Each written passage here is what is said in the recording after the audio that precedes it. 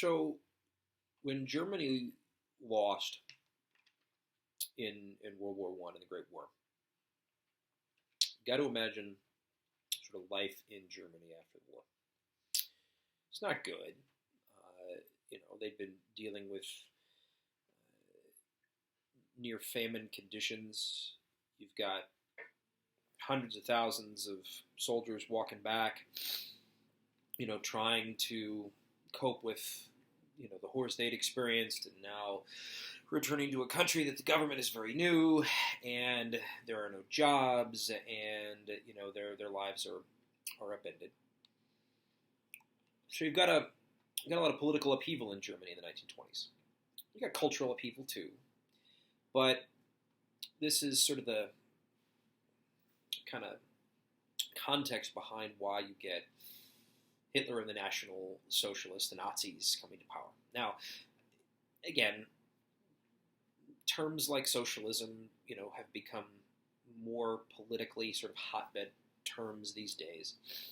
And broadly, the idea of socialism, I understand it, is the idea of a more collective government where you agree to pay a bit more in taxes with the idea that certain elements of social good and the public welfare will be taken care of in exchange for that.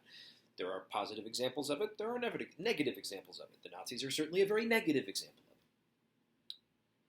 It's not necessarily the term that makes other things bad. It's that Nazis are bad. Now, Hitler and his fascist thugs, throughout the 20s and into the early 30s, began putting pressure on the German government and on the new Weimar state for their support of social welfare programs for returning veterans who were struggling with shell shock or modern PTSD. They were assaulting Jews and were attempting to construct in the public arena a violent conversation about what it meant to be truly German. Now, of course, this meant Aryan. Of course, this meant non-Jewish. Of course, this meant white. Of course, this meant a number of different things.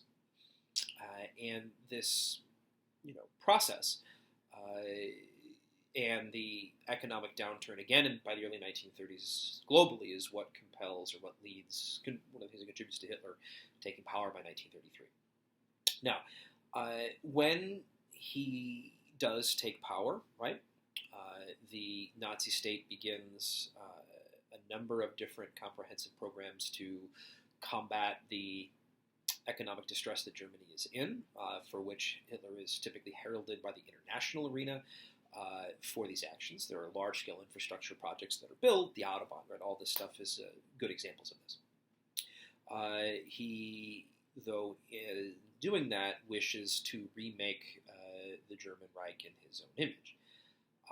And the image that he constructs, of course, is laid out somewhat in his work Mein Kampf, which he writes in the 1920s, and which he lays out this idea of Lebensraum, or living space for the German people, where he lays out this concept of Germanness, this community of Volk, and this Volksgemeinschaft, right, this people's community that he wants to build, and that he argues that the state can really get to and look like.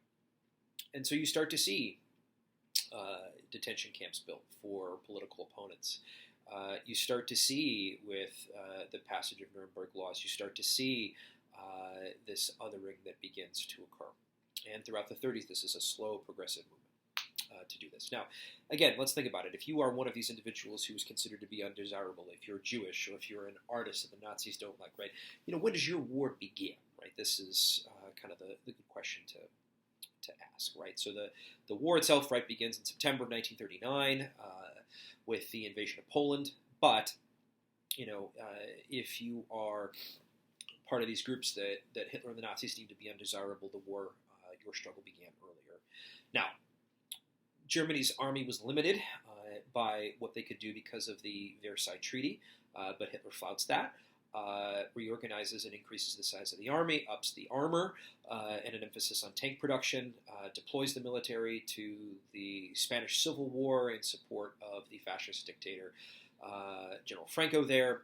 And in 1939, we'll have signed a non-aggression pact by that point with Stalin, And after the union with Austria, the Munich Conference will invade Poland, ushering in Blitzkrieg and the beginning of World War II in Europe. Thank you so much.